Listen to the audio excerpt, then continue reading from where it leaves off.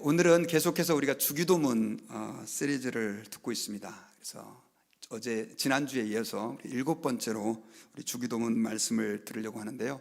제목을 죄사함을 받으려면 이라고 하는 제목으로 우리가 오늘 본문을 중심으로 하나님 말씀을 듣기를 원합니다. 여러분, 주기도문 너무나 잘 알고 계시는데 특별히 오늘 본문에서는 우리에게 일용할 양식을 주시옵고 또 우리가 우리에게 죄 지은 자를 사하여 준 것처럼 우리 죄를 사하여 주옵소서라고 하는, 우리 죄를 용서해 달라고 하는 기도입니다. 사실 우리가 죄를 용서한다라고 하는 말은 교회에서 엄청나게 많이 사용되는 말인데, 그럼에도 불구하고 사실 많은 사람들이 이 죄 문제에 대해서는 다양한 생각들을 가지고 있습니다. 그리고 또 많은 성도들 가운데서도 신앙생활을 하면서도 죄책감 가지고 고민하는 성도들이 너무 많이 있어요. 그래서 이 주기도문 할 때마다 주님, 저의 죄를 용서해 주십시오, 진실한 마음으로 기도하는 성도들이 굉장히 많이 있습니다. 오늘은 그래서 이 죄사함의 문제를 가지고 이번 주와 다음 주 두 번에 걸쳐서 여러분들과 함께 말씀을 나누려고 하는데요. 보통 사람들이 죄책감을 가진다라고 얘기했을 때 크게 세 가지의 영역에서 죄책감을 가지고 있다고 합니다. 그 첫 번째는 가족 관계 안에서 일어나는 트러블 때문에 생기는 죄책감입니다. 사랑하는 아내에게 하지 말아야 할 말들을 하고 부모님에게 화가 나가지고 함부로 말을 내뱉거나 잘못된 행동을 하고, 또 남편에게 그렇게 하는 가족 안에서 많이 트러블들이 있는데 이거에 대한 죄책감들을 사람들이 굉장히 많이 가지고 있다고 합니다. 그리고 두 번째로는 성욕에 관한 죄책감을 가지고 있대요. 성욕으로 인해서, 성적인 욕망으로 인해서 잘못된 행동들에 대해서 사람들은 이야기는 하지 못하지만 많은 사람들이 여기에 대해서 죄책감을 가지고 있다고 합니다. 그리고 어떤 사람은 시간을 사용함에 있어서, 예수님을 믿는 사람들도 그렇고 믿지 않는 사람들도 그렇고, 내가 왜 이렇게 시간을 효과적으로 쓰지 못했을까 하는 그런 죄책감들을 가지고 있다고 합니다. 그런 관점에서 보면 이 세상을 살아가는 사람들 가운데는 죄책감을 가지지 않은 사람들이 없어요. 그런데 신앙생활을 하는 사람들은 이 죄책감이 사실 더 큽니다. 왜냐하면 사람들이 살아가면서 특별히 가족이든지 친구든지 또 교우들이든지 배신을 당하고, 그리고 그 사람들 때문에 상처를 받는 일들이 굉장히 많이 있기 때문에 그렇습니다.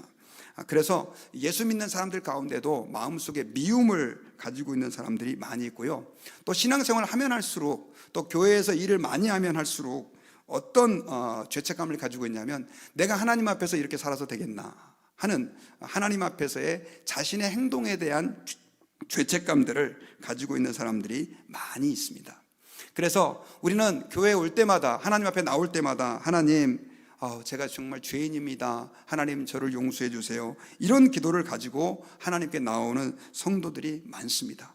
그리고 이런 죄책감을 가지는 것은 어떻게 말하면 너무나 당연한 거고, 그리고 그것이 우리를 하나님 앞에서 세상을 향해서 또 죄와 악을 향해서 달려가는 것을 막아주는 브레이크 역할을 한다는 측면에서 굉장히 감사한 일입니다.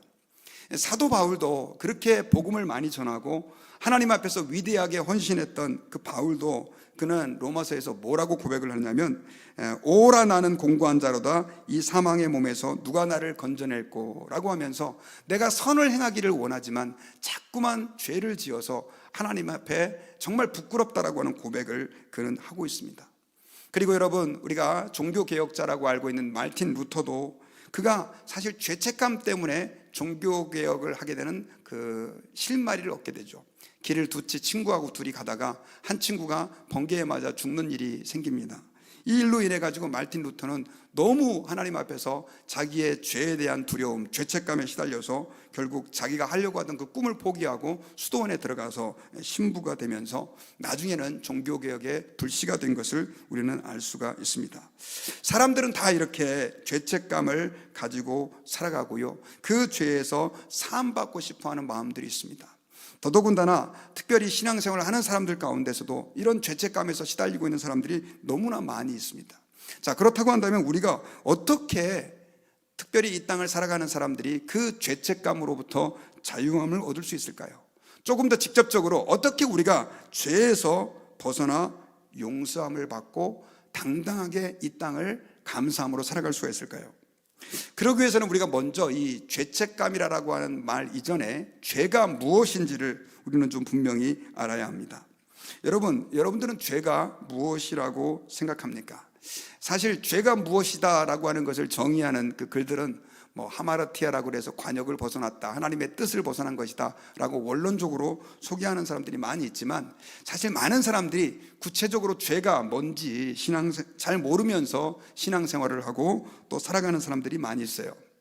여러분, 죄는 크게 세 가지 카테고리로 나눌 수 있습니다. 첫째는 뭐냐면 국가의 법을 지키지 않는 것입니다. 만약에 여러분들이 국가에서 도둑질을 했다든가, 혹은 강도질을 했다든가, 사람을 죽였다든가, 혹은 어떤 다른 법을 지키지 않았을 때 그것은 국가의 법을 어긴 국가에 대한 죄인이 되는 것이죠. 그런데 이 국가법은 잘 지켰음에도 불구하고 또 사람들이 죄인으로 간주되는 영역이 있습니다. 이건 뭐냐면 두 번째로 도덕법이라고 할 수 있는 법입니다. 이 도덕법은 국가에서 법으로는 정하지 않았지만 이것이 사회적으로 또 우리가 살면서 죄가 되는 행동들이 되는 경우입니다. 대표적으로 예를 들면 간음이죠. 간통죄 같은 거. 우리 한국은 옛날에 간통죄가 그때 형사법으로 감옥에까지 갈 수 있는 죄가 되었는데, 이제는 더 이상 간통죄를 가지고 국가에서 형사법으로 처리할 수 있는 그것이 이제는 없어지고 말았습니다. 미국은 이전부터 마찬가지였고요. 그러나 이런 간음죄는 사실 배우자에게 혹은 자녀들에게 또 그가 속한 공동체에 엄청난 상처를 주는 그런 죄입니다. 그러니까 국가법으로 죄를 짓지 않았다 할지라도 이런 사회적으로 도덕적으로 문제를 일으켰을 때 이것은 큰 죄가 되는 것이죠. 그런데 많은 사람들은 이 두 가지 법을 그래도 잘 지키고 큰 문제 없이 살면 나는 죄인이 아니다라고 생각하면서 살아가는 사람도 있습니다. 그러나 성경에서는 우리에게 이 두 가지 법 말고 또 다른 법이 있다고 얘기를 하고 있어요. 그게 바로 뭐냐면 하나님의 법입니다. 하나님께서 우리에게 요구하시는 게 있다라고 하는 것이죠. 하나님의 법은 굉장히 방대해서 사실은 국가법과 도덕법을 포함하기도 하지만 국가법과 도덕법이 말하지 않는 내용도 많이 있습니다. 예를 들면 우상을 숭배하는 죄입니다. 사실 우상 숭배한다고 그래가지고 세상 국가에서 우리를 어떤 죄인으로 취급하거라든가 혹은 사회에서 저 사람 문제 있다라고 얘기하지 않습니다. 그러나 하나님은 우상을 숭배하는 것을 엄청나게 큰 죄로 여기며 십계명의 2계명에서 그것을 우리에게 분명히 죄라라고 우리에게 규정하고 있습니다. 또 십계명을 읽다 보면 우리가 다른 사람에게서 탐심을 가지는 것도 죄다, 또 사도 바울은 미움도 살인이다 라고 하는 이야기를 하면서 실제로 하나님의 법이 엄청나게 넓은 영역에서 우리가 하나님의 그 뜻을 어겼을 때 죄인이라고 하는 것을 말씀해 주고 있는 것을 알 수 있습니다. 이런 관점에서 보면 우리가 이 땅을 살아가면서 이 세 가지 법에 의해 우리를 규정했을 때, 대봤을 때 정말 저는 죄인이 아닙니다 라고 말할 수 있는 사람이 한 사람도 없습니다. 더더군다나 성경에서는요, 우리가 이 땅에서 비록 아무리 똑바로 바르게 살고 또 정직하게 산다 할지라도 우리가 하나님 앞에서 죄인일 수밖에 없는 이유는 아담과 하와의 후손으로 우리가 태어났기 때문에 아담과 하와가 하나님 앞에서 범죄한 그 원죄의 영향을 우리는 받을 수밖에 없다는 것이죠. 그래서 여러분, 우리는 사람을 인식할 때, 사람을 대할 때 꼭 기억해야 될 것은 뭐냐면 사람이라고 하는 존재는 아무리 잘생기고 돈이 많고 힘을 가진 권력을 가진 권력자라 할지라도 그 사람은 죄인이라고 하는 사실을 우리는 분명하게 인식해야 합니다. 그래서 로마서 3장 23절에서는 우리 인간에게 대해서 이렇게 선언을 했습니다. 우리 같이 한번 읽어볼까요? 로마서 3장 23절. 제가 읽어드리겠습니다. 다 같이 시작. 모든 사람이 죄를 범하였음에 하나님의 영광에 이르지 못하더니. 자, 성경에서 말하고 있는 우리 인간의 상태는 우리 모든 사람이 죄를 지어서 하나님의 영광에 이르지 못하였다라고 하는 것입니다. 그런데 이것이 심각한 이유가 있습니다. 목사님, 그동안 우리가 다 죄인이라는 거 세상에 부정하는 사람이 어디 있습니까? 더더군다나 교회 다니고 신앙생활하는 사람들은 그거 다 인정하죠. 그런데 여러분, 우리가 이걸 좀 심각하게 받아들여야 되는 이유는 뭐냐면요, 죄인에게 따르는 형벌이 있다는 거죠. 형벌. 아까 제가 세 가지 법을 얘기했잖아요. 국가에서 국가법을 위반하잖아요. 그러면 그 국가법에 해당하는 형벌을 받습니다. 그리고 아까 간음죄라든가 그 외에 다른 도덕법을 어기면 그 사람은 직접적으로 벌을 국가에서 받지는 않지만, 그러나 그는 사회적으로 혹은 그가 속한 공동체에서 나름대로의 그 벌을 경험합니다. 그렇다고 한다면 하나님 앞에서 범죄한 우리는 어떤 형벌을 받게 되느냐? 그것은 성경에서 사망의 형벌이다라고 얘기를 하고 있어요. 자, 로마서 6장 23절을 같이 한번 읽어보십시다. 자, 시작. 죄의 싹은 사망이요 하나님의 은사는 그리스도 예수 우리 주 안에 있는 영생이니라. 자, 죄의 싹은 사망이다. 이 말은 우리 인간들이 죄인이라고 했을 때 우리 인간은 죽을 수밖에 없다라고 하는 것입니다. 아담과 하와에게 하나님은 선악과를 따먹지 말라고 하고 선악과를 따먹으면 죽으리라 라고 하나님이 말씀했는데, 사실 여기서의 죽음이라고 하는 것은 우리가 이제 말 그대로 모든 사람들이 가게 되는 그 죽음의 길을 말합니다. 그런데 성경에서 사망이다 라고 말하는 것은, 죄의 대가로 죽는 이 사망이다 라고 말하는 것은 단순하게 우리의 목숨이 끊어지는 것만을 말하지 않습니다. 그것은 뭐냐면, 하나님 앞에서 우리가 죄인으로 사망을 경험하게 된다라고 하는 것은 지옥의 형벌을 받아야 한다는 것까지 포함하고 있다는 사실입니다. 그래서 계시록 20장에 보면요, 사망을 두 가지로 얘기를 하는데, 첫째 사망은 우리의 목숨이 끊어져서 죽는 것이고, 둘째 사망은 우리가 지옥불에 들어가서 지옥의 영원한 고통, 하나님과의 영원한 분리를 경험하는 것을 우리에게 말씀해 주고 있습니다. 그래서 여러분, 요한계시록 20장 13절에 보니까 바다가 그 가운데서 죽은 자들을 내주고 또 사망과 음부도 그 가운데서 죽은 자들을 내주매 각 사람이 자기의 행위대로 심판을 받고 사망과 음부도 14절 불못에 던져지니 이것은 둘째 사망 곧 불못이라, 이렇게 얘기하고 있어요. 예수님이 재림하시게 되는 그날 죽었던 모든 자들이 부활하여 하나님 앞에서 심판대 앞에 서게 되는데, 그 죄인들이 이제는 영원히 돌이킬 수 없는 불못, 지옥에 던져진다는 얘기입니다. 사실 목회자가 지옥에 대해서 설교한다는 것 참 불편합니다. 그러나 성경이 사실이라고 한다면 죄인 된 상태로 그대로 살았던 우리 인간들은 지옥의 심판을 피할 수 없다는 사실을 성경에서는 명백하게 우리에게 말씀해 주고 있는 것을 우리는 기억해야 합니다. 지옥은 원래 하나님을 반역한 천사였던 마귀를 심판하기 위해서 하나님이 만든 곳입니다. 그런데 우리 인간이 마귀처럼 하나님을 똑같이 반역하고 마귀의 길을 추종함으로 인해서 죄의 길에서 죄인이 되어버림으로 인해 가지고 결국 마귀를 위해 예비된 그 불못에 죄인들이 들어가게 되는 그런 운명에 처해지게 된 것입니다. 여러분, 우리 인간의 운명이 왜 불편하고 고통스럽고 허무하냐면요, 아무리 내가 이 땅에서 무언가를 노력하고 애쓰고 무언가를 이루었다 할지라도 우리가 죄에서 벗어나지 못하면 죽음을 경험하게 되고, 그리고 그 죽음 이후에 있는 둘째 사망, 지옥의 심판을 받을 수밖에 없다고 성경에서는 명확하게 우리에게 말씀해주고 있는 것입니다. 그런데 더 문제는 뭐냐? 더 문제는 그런 우리가 그 지옥에서 우리 힘대로 벗어날 만한 가능성이 아예 없다는 겁니다. 아무리 내가 노력을 하고 착한 일을 많이 해도, 그리고 뭔가 하나님을 기쁘시게 할 만한 일을 한다고 할지라도 우리 인간은 그 죄를 씻을 수가 없다는 거예요. 왜 그러냐? 여러분, 만약에 어떤 죄인이 있다고 칩시다. 살인자입니다. 근데 이 살인자가 내가 정말 실수로 사람을 죽였는데 이제는 정말 제대로 좀 살아야지 해가지고 착한 일을 엄청 많이 한다고 쳐봅시다. 불우이웃도 도와주고 또 막 한 달씩 두 달씩 가가지고 어려운 나라 가서 가난한 사람들 돌봐주고, 그리고 모든 사람, 어려운 사람들을 정말 내 가족처럼 돌봐주고 자기 인생을 그렇게 산다고 해서 그 사람의 죄가 없어지나요? 그렇지 않습니다, 여러분. 그 사람의 죄는 그런 선행으로 없어지는 게 아니라는 것이죠. 그래서 여러분, 잘 모르는 많은 사람들이 역사 속에서 내 죄를 없이 하기 위해서 엄청난 노력들을 많이 기울였는데 이거 가지고는 하나님의 심판을 면할 수가 없었던 거예요.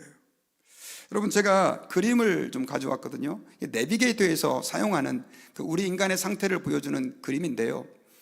하나님 앞에서 우리 인간들은 죄로 인해 가지고 하나님과의 사이가 갈라져 버렸습니다.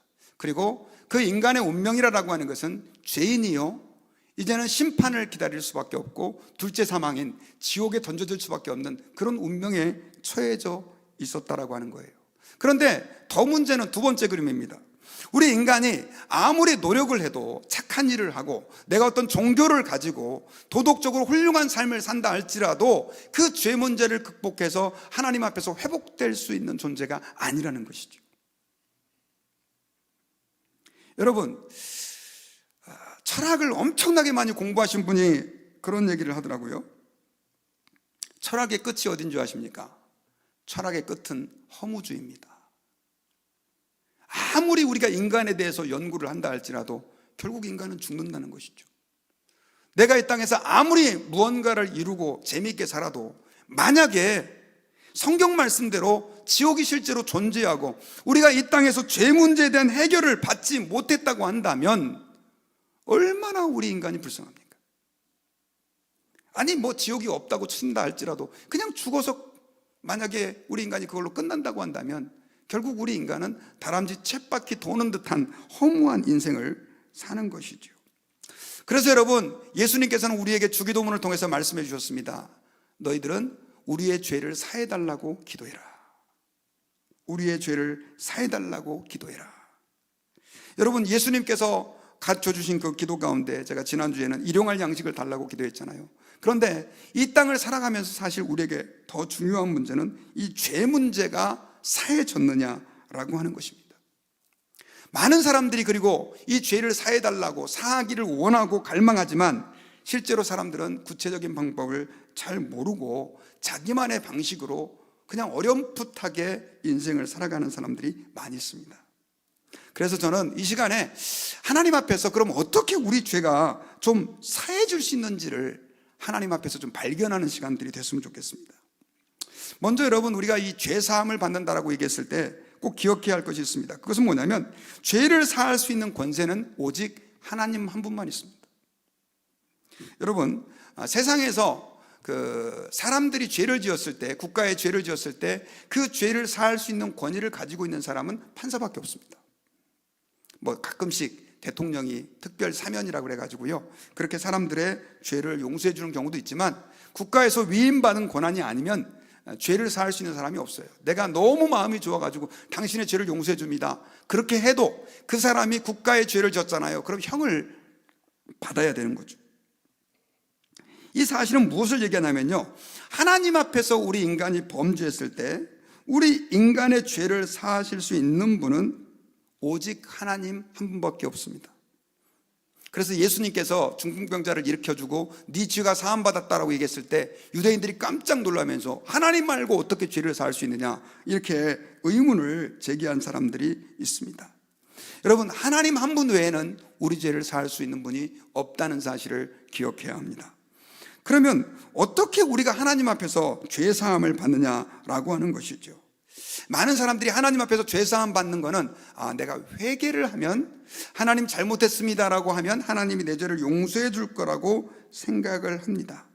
그리고 열심히 교회 나오고 헌금 생활하고 또 교회에서 봉사를 많이 하면 하나님이 내가 지은 죄를 불쌍히 여겨주셔서 용서해 주실 거라고 생각을 합니다. 그렇게 생각하는 사람 많죠? 근데 여러분, 틀렸습니다. 왜 그러냐? 아까 제가 말한 거하고 똑같아요. 세상에서 죄를 지은 사람이, 그 사람이 착한 일을 하고 뭔가 선한 봉사를 한다 그래서 그 사람 죄가 없어지는 것이 아니기 때문에 그렇습니다. 아까 우리 인간은, 죄에 빠진 우리 인간은 지옥의 형벌을 갈 수밖에 없다고 말씀드렸는데, 여러분, 인간들이 죽고 나서 지옥의 형벌을 받아야 되는 이유는 우리 인간들이 착하게 안 살아서가 아니라 죄가 있기 때문이라는 거죠. 그러니까 죄 문제가 해결되지 않으면 우리 인간이 아무리 하나님 앞에서 잘못했다라고 회개를 하고 내가 하나님 앞에 예배를 열심히 드리고 헌금을 잘 드려도 봉사를 많이 해도 우리 죄가 없어지는 게 아니라는 거예요. 근데 이렇게 생각하면서 교회를 다니는 사람들이 많아요, 여러분. 자, 그러면 그렇게 노력해서 선행으로 하나님 앞에 죄사함을 받는 게 아니라고 한다면 어떻게 우리가 죄 용서함, 죄사함을 받을 수 있을까요? 그것은 우리의 죄에 대한 대가로 심판을 받는 것입니다. 자, 세상적으로 어떤 사람이 죄를 지었다고 했을 때 그 사람의 죄가 완전히 깨끗하게 용서되려고 한다면 그 사람이 그 죄의 대가를 치르고 감옥에 들어가서 뭐 형을 살든지 아니면은 뭔가 벌금을 내든지를 해야만 그 죄가 깨끗하게 값이 치러지는 거예요. 그래서 이 세상에서 자유인이 되는 것입니다. 마찬가지예요. 하나님 앞에서 죄인 된 우리가 죄에서 벗어나는 방법은 다른 게 없습니다. 죄값을 치르는 거예요. 그러면 하나님 앞에서 우리가 지은 죄, 그 죄에 대해서 죄값을 치른다라고 하는 것은 무엇을 의미할까요? 여러분, 아까 제가 말씀드렸는데 우리 인간들이 하나님 앞에서 죄인으로 살아갈 때 내가 죄값을 치르고 그리고 이제 하나님 깨끗한 사람으로 살고 싶습니다라고 얘기했을 때 죄값을 치른다라고 하는 것은 굉장히 중요한데 어떻게 그러면 죄값을 치릅니까? 그리고 그 죄에 대한 대가가 무엇입니까? 그 답은 사망입니다. 그리고 죽음입니다. 그리고 지옥의 형벌이죠. 우리는, 죄인 된 우리는 하나님 앞에서 죽음과 지옥의 형벌을 받을 수밖에 없는 존재였다는 거죠. 그리고 그것만이 우리가 죄에서 자유할 수 있는 방법인데 이게 말이 안 되는 거죠. 왜냐하면 내가 내 죄값으로 지옥에 들어간다고 했을 때 그렇게 해서 죄값을 치르는데 나는 지옥에 간다. 이건 말이 안 되는 것입니다. 그래서 하나님께서는요, 요한복음 우리가 3장 16절에서 하나님이 세상을 이처럼 사랑하사 독생자를 주셨으니 이는 저를 믿는 자마다 멸망치 않고 영생을 얻게 하려 하심이라라고 하는 말씀처럼 우리에게 우리의 죄값을 치르게 하기 위해서 누구를 보내주셨느냐? 예수님을 보내주셨습니다. 여러분, 예수님을 믿는다는 것은 뭐 하나님, 예수님, 성령님, 교회에서 뭐 얘기하는 것 같은데 뭐 그 중에 한 분 잘 믿으면 주님이 나에게 복을 주시고 건강도 주시고 자녀도 잘 되게 해주시고 직장도 늘 승진하게 하시고 사업도 잘 되게 해주시고 또 뭐 죄도 용서해 주시는 걸로 그렇게 생각하는 분들이 많이 계시지만 여러분, 그렇지 않습니다. 우리가 예수님을 믿는 이유는 뭐냐면 하나님이 우리의 죄를 용서해 주려고 한다면 우리 죄를 심판하셔야 되는데 우리가 심판을 받는다는 것은 내가 멸망을 당한다는 것이고 지옥에 던져진다는 의미인데 그러기 위해서는 우리의 구원이 이루어질 수 없어요. 그래서 우리의 죄값을 나에게서 요구하시지 않고 다른 완전한 한 분을 세워서 그분에게 대신 죄값을 치르게 하시고 우리의 죄를 용서해 주시는 방식을 취하셨다는 것입니다. 여러분, 예수님을 믿는다라고 하는 것은 뭐냐면 그래서 예수님이 나의 모든, 마이크가 죄라고 했을 때 내가 가지고 있었던 이 죄를 예수님이 대신 가져가신 거예요. 가져가셔가지고 그분이 내 죄값을 치러주신 거예요. 그러니까 나는 내가 뭔가 한 것 없이 그저 내 죄를 예수님에게 맡김으로 인해 가지고 예수님이 십자가에서 그 모든 죄를 내 대신 심판받아 죽으심으로 말미암아 우리 죄가 처리되는 것이죠.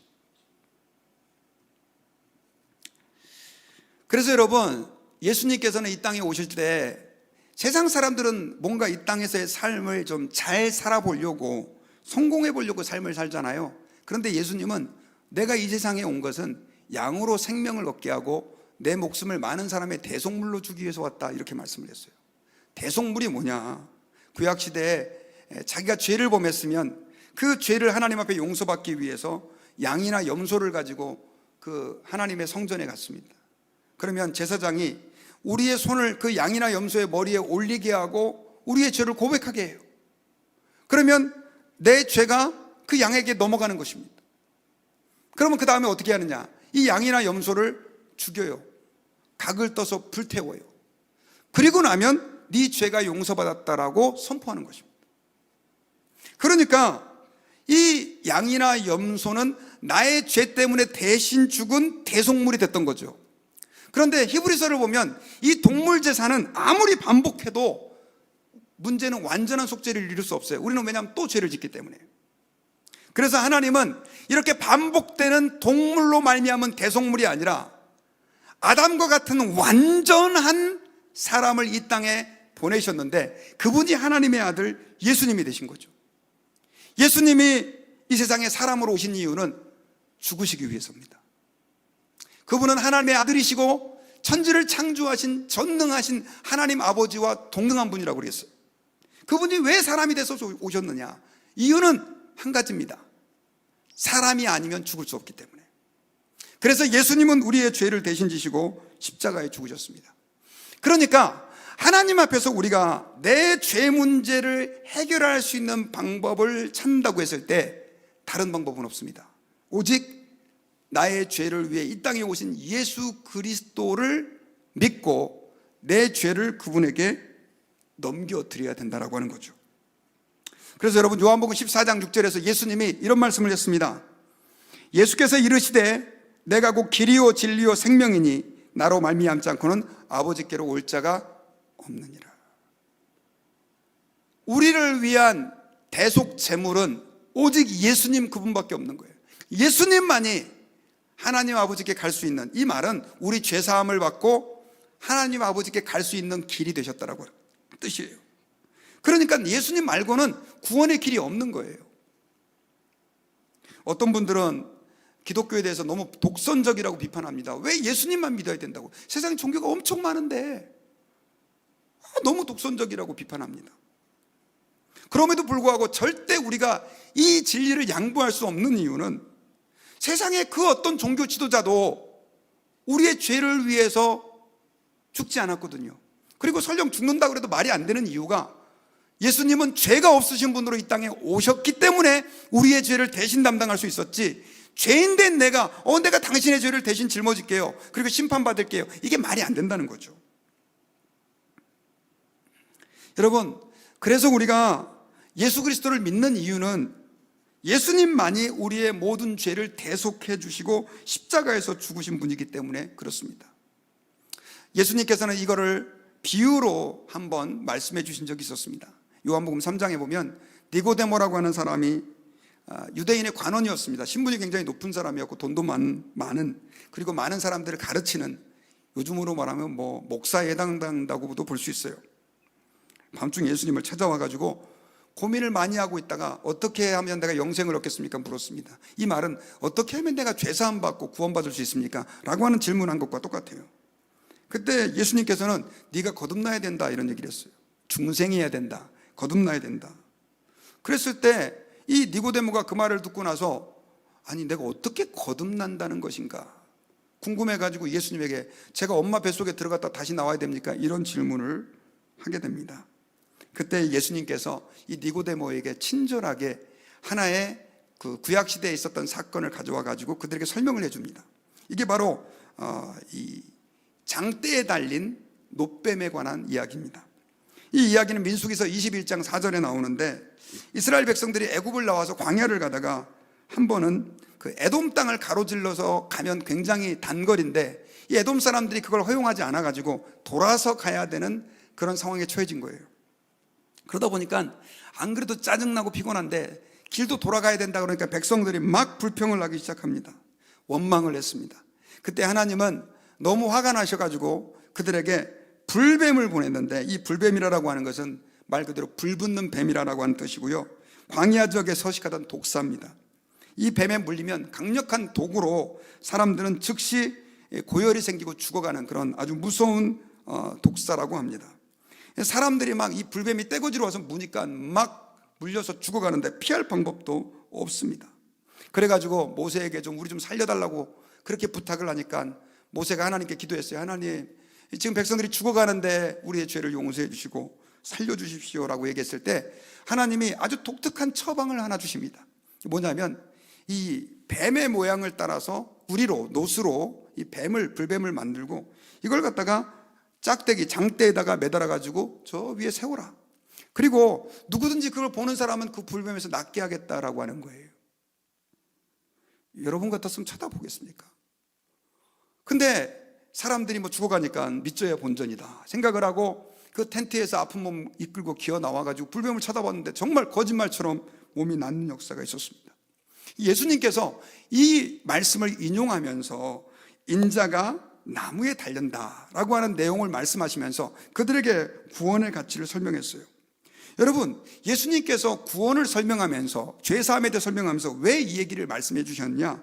그 이유는요, 사실 여러분 이스라엘 백성들에게 있어서의 이 장대라고 하는 개념, 막대기에 달린다라고 하는 개념은 저주를 받았다는 뜻입니다. 근데 이 불뱀을, 사람들을 문 이 불뱀을 짝대기에다가 매단다는 것은 이 뱀이 저주를 받았다는 의미죠. 그러면서 이 저주받은, 너희들을 물었던 이 뱀이 저주를 받아 장대에 달렸으니까 이걸 너희들이 인정하고 믿으면 너희가 낫는다라고 하는 메시지가 민수기에 담겨져 있는 거예요. 예수님께서는 이걸 가지고 어떻게 설명하셨냐면, 예수님은 내가 그 저주의 장대에 불뱀처럼 매달린다라고 하는 것을 말씀해 주신 거예요. 그리고 그걸 믿으면 거듭나고 중생한다는 것입니다. 여러분, 예수님은 십자가에 매달리셨습니다. 십자가는 장대입니다. 근데 예수님은 하나님의 아들이잖아요. 그분이 왜 불뱀처럼 십자가에 매달리느냐? 중요한 이유가 있어요. 그것은 예수님이 저와 여러분들의 모든 죄, 오는 세대, 지나간 세대, 오늘날 살고 있는 우리 모든 성도들의 죄를 그 한 몸으로 다 담당하셨기 때문입니다. 그러니 말 그대로 죄인 중에 괴수라고 한다면 예수님이 돼버린 거예요. 죄가 없는 그분이 우리의 죄를 다 담당하시니까 그분은 이 세상에서 가장 악한 사람이 된 거예요. 그리고 그분이 그 장대에서 저주를 받으시며 십자가에서 죽으신 것입니다. 그래서 여러분, 예수님께서 십자가에서 죽으신 것은 2000년 전에 그분이 나를 사랑하셔서 돌아가셨대, 이런 개념이 아니라 지금 저와 여러분들의 마음속에 도사리고 있는 이 크고 작은 모든 죄, 아담의 원죄를 포함한 과거의 죄, 현주의 죄, 미래의 죄까지 다 그분은 그 한 몸에 담당하시고 우리 대신 저주를 당하신 것이죠. 예수님의 죽음은 그래서 나의 죄 때문에 죽으신 것입니다. 그리고 예수님은 로마서 6장 23절의 말씀대로 그 죄값으로 십자가에서 죽으셨고, 성경에 보니까 음부까지 내려가셨다, 죽음의 상태까지 내려가셨다, 또 어떤 분들은 지옥까지 내려가셨다라고 설명하는 분도 있어요. 이건 조금 신학적인 논란이 있는데, 예수님의 죽음은 바로 그런 죽음이었습니다. 그래서 이사야서 53장 5절에서 우리 같이 한번 읽어봅시다. 시작. 그가 찔림은 우리의 허물 때문이요 그가 상함은 우리의 죄악 때문이라. 그가 징계를 받음으로 우리는 평화를 누리고 그가 채찍에 맞음으로 우리는 나음을 받았도다. 예수님이 찔림은 우리의 허물 때문이요 예수님이 상함은 우리의 죄악 때문이라. 예수님이 징계를 받음으로 우리는 평화를 누리고 예수님이 채찍에 맞음으로 우리가 나음을 입게 된 것입니다. 예수님은 이런 놀라운 일들을 2000년 전에 이루어 주셨습니다. 우리가 예수님을 믿는다라고 하는 의미는 그래서 무엇이냐? 나의 죄를 위하여 십자가에서 죽으신 그 분을 내 안에 영접하고 이제는 내가 헛된 삶들을 위해서 사는 것이 아니라 나를 죄악에서 아무런 선한 행위 없이 공짜로 구원해 주신 그분 앞에 그분의 영광을 위하여 사는 삶이 믿음 생활인 거예요. 요한복음 1장 12절에서는 그래서요, 영접하는 자고 그 이름을 믿는 자들에게는 하나님의 자녀가 되는 권세를 주었다라고 말하면서 우리가 하나님 앞에서 믿음이다라고 하는 것은 나의 죄를 위하여 십자가에서 죽으신 그분을 나의 주로 모시고 사는 행동인 것을 말씀했습니다. 여러분, 사실 제가 지금까지 말씀드린 내용들을 신앙생활 어느 정도 하신 분들은 다 알고 계신 분들도 계실 거예요. 그런데 문제는 지금까지 이 모든 내용들을 우리가 그냥 안다고 해가지고 구원받는 것이 아니라는 것입니다. 하나님 아버지 앞에서 우리가 구원받는다라고 하는 것은 실제로 예수 그리스도를 영접함으로 가능합니다. 요한복음 1장 12절에서는 예수님을 영접한다라고 하는 것은 사실 좀 어려운 개념이지만 그것이 믿는 개념이다라고 하는 것을 우리에게 설명했어요. 우리가 예수 그리스도를 내 마음의 구주로 영접하고 또 예수님을 믿을 때 우리에게는 어떤 일이 일어나느냐, 나와 2000년 전에 십자가에서 죽으신 그 예수님이 하나가 되는 연합이 이루어집니다. 자, 아까 제가 예수님이 우리의 죄를 위해서 십자가에서 죽으셨다고 그랬잖아요. 근데 여러분, 2000년 전에 십자가에서 죽으신 예수님이 어떻게 나의 죄를 위해 십자가에서 죽으신단 말입니까, 여러분? 이해가 가나요? 사실 이해하기 어려운 내용입니다. 그런데 그것이 내가 예수님을 나의 구주로 믿기로 결단하는 그 결단을 통해서 나와 예수님의 연합이 이루어진다는 거죠. 그러니까 믿음이다라고 하는 것은 너무나 소중한 것입니다. 갈라디아서 2장 20절에서 사도 바울은 그래서 이렇게 고백을 했어요. 내가 그리스도와 함께 십자가에 못 박혔나니 그런즉 이제는 내가 사는 것이 아니요 오직 내 안에 그리스도께서 사시는 것이라. 사도 바울은 예수님과 함께 십자가에 못 박힌 적이 없어요. 그런데 그가 예수님과 함께 십자가에 못 박았다라고 고백하는 이유는 뭐냐면 그가 예수님을 주로 믿으니까 이제 자신은 예수님과 함께 십자가에 못 박아서 나의 모든 죄가 예수님의 십자가에서 해결되었다라고 고백하는 것이고 이제는 예수님이 내 안에, 내가 예수님 안에 살고 있는 것이다라고 고백하고 있는 것입니다. 그러므로 여러분, 저는 저와 여러분들이 이 시간에 우리를 위하여 십자가에 못 박혀 죽으신 그 예수님 앞에서 나는 정말 죄사함을 받은 사람인가? 나는 정말 예수님을 나의 구주로 영접한 사람인가? 다시 한번 체크해보는 저와 여러분들이 되었으면 좋겠습니다. 여러분들은 예수님과 연합되셨나요? 예수님을 믿으시나요? 단지 여러분들을 알라딘의 마술램프에서 나오는 그 지니 신처럼 내 비즈니스를 도와주고 내가 아프면 치료해주고 내 자녀 잘 되게 해주시고 내가 힘들고 어려울 때 마음에 평화를 주는 그 정도의 신으로 믿고 계십니까? 아니면 나의 그 죄성과 범죄함 때문에 내가 죄책감으로 죽을 수밖에 없는, 그리고 하나님 앞에 심판대 앞에 서야 될 그런 운명인데 하나님이 그런 나를 사랑해가지고 내놓을 게 하나도 없는 나를 사랑하셔서 예수님을 보내주셨고 그분이 나의 과거의 죄와 현재의 죄와 미래의 죄까지 전부 다 담당하셔서 십자가에서 죽으심으로 말미암아 이제는 나를 모든 죄에서 자유케 해주시고 하나님의 자녀가 되게 해주신 그 놀라운 축복을 믿으며 신앙생활 하십니까?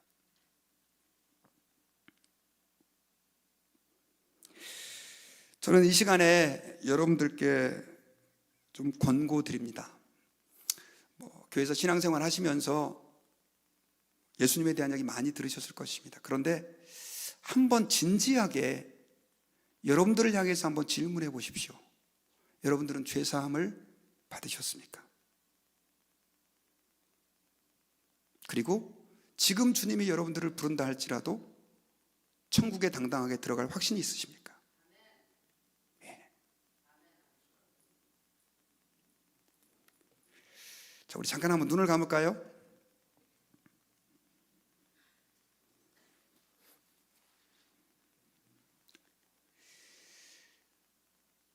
저는 여러분들께 좀 결단을 부탁드립니다. 여러분들 가운데는 교회를 오래 다니신 분도 계실 거고 또 교회 봉사를 많이 하신 분도 계실 거고 또 이제 교회에 나오신 지 얼마 되시지 않은 분들도 계실 것입니다. 그런데 가장 중요한 것은 신앙생활의 핵이다라고 말할 수 있는 것은 뭐냐면 당신의 죄가 사함을 받았느냐라고 하는 질문입니다.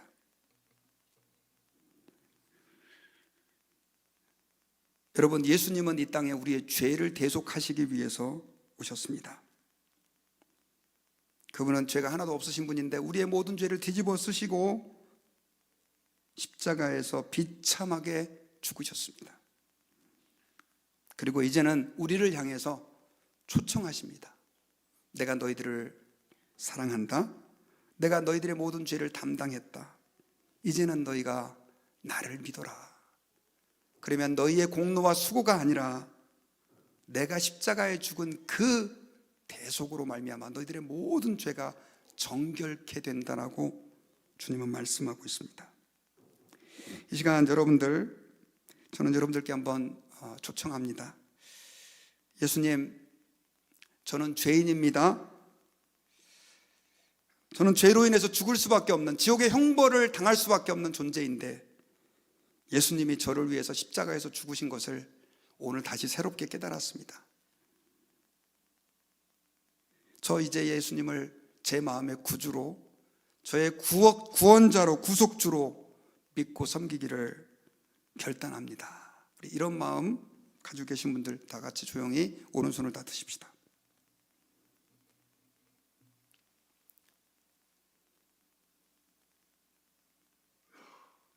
그리고 자리에서 잠깐 일어서실 수 있으시면 더 좋겠습니다.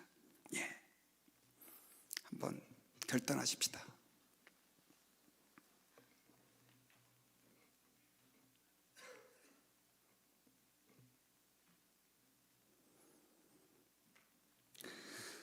저를 따라서 잠깐 한번 기도했으면 좋겠어요. 예수님, 저는 죄인입니다. 이 죄를 가지고서는 지옥에 갈 수밖에 없는 운명입니다. 그런 저를 사랑하셔서 예수님을 보내주신 것을 감사합니다. 저의 모든 죄를 예수님이 담당하시고 십자가에서 죽으시고 부활하신 것을 감사합니다. 저는 제 마음의 문을 엽니다. 예수님을 저의 구주로 영접합니다. 제 마음에 들어오셔서 저의 주인이 되어주시고 저를 다스려 주시옵소서. 예수님의 이름으로 기도합니다.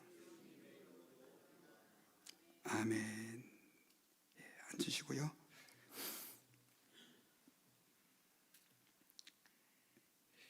사실 예수님을 믿는 것은 한 번의 결단으로 가능합니다.